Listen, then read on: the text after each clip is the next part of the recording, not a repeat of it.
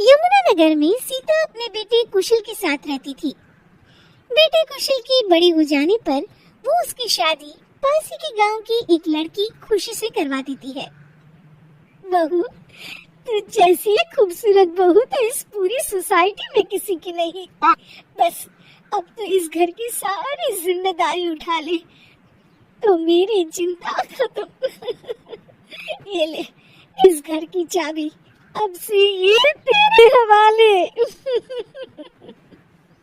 माँ जी, अब चिंता मत कीजिए, मैं इस घर का पूरा ध्यान रखूंगी। देखिएगा, आपको शिकायत करने का भी कोई मौका नहीं मिलेगा। मैं आपके लिए गाजर का हलवा बना कर लाती हूँ।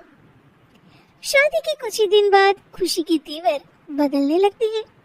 माँ जी, मैं आपसे कह देती हूँ, मैं इस घर की बहू हूँ, कोई नौकरानी नहीं जो हर समय आपकी बात मानूं। बहू, मैं तो बस ये कह रही थी कि तू हर समय फोन पर ये किससे बात करती रहती है। हर समय तेरा फोन बिजी आता है। ये बात कुशल को पसंद नहीं बेटा। हाँ हाँ, मेरी तो हर बात सबको बुरी ही लगती है। अब शादी को कई महीने बीत चुके हैं, मगर खुशी कभी भी खुश नहीं रह पाती और वो अपने पति और सास से भी हमेशा झगड़ती रहती है। असल में शादी से पहले उसका एक प्रेमी होता है, गोविंद। वो उससे आज भी छुप छुप कर मिलती है। गोविंद, मैं अपने पति और सास के साथ खुश नहीं हूँ, चलो ना हम भाग जाते हैं। तुम एक काम करो, घर से सारा कीमती सामान ले आओ, उसके बाद मौका देखकर हम भाग जाएंगे। खुशी के पति और सास उसे बहुत प्यार करते हैं, मगर खुशी फिर भी उन्हें धोखा देती है और धीरे धीरे अपने घर से कीमती सामान को चोरी करके गोविंद को देने लगती है। उसकी सास को घर से सामान चोरी होने का संदेह होने लगता है। बेटा, समझ नहीं आ रहा ये घर से धीरे धीरे सामान कैसे गायब हो रहा है। कौन सा सामान माँ?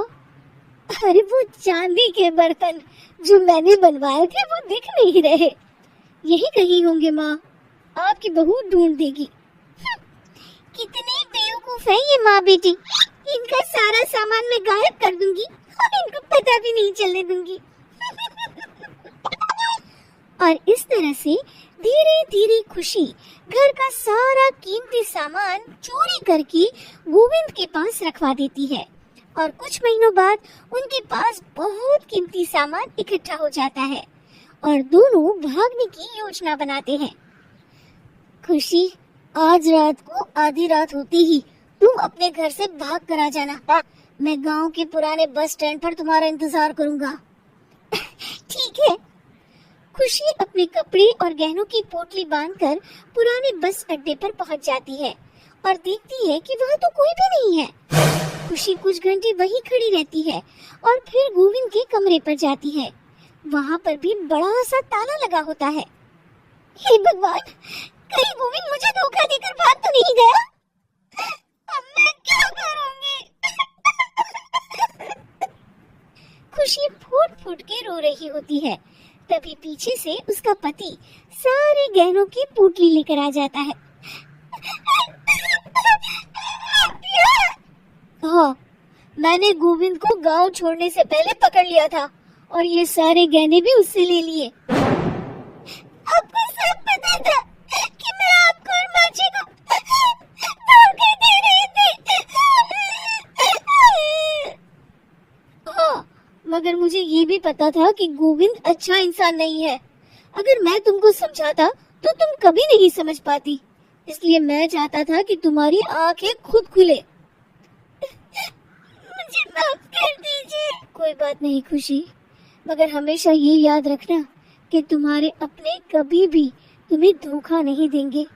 माँ और मैं तुम्हें बहुत प्यार करते हैं और हम दोनों चाहते हैं कि खुशी खुशी खुशी हमारे घर रहे, क्योंकि तुम ही तो हमारी खुशी हो। मैं आज के बाद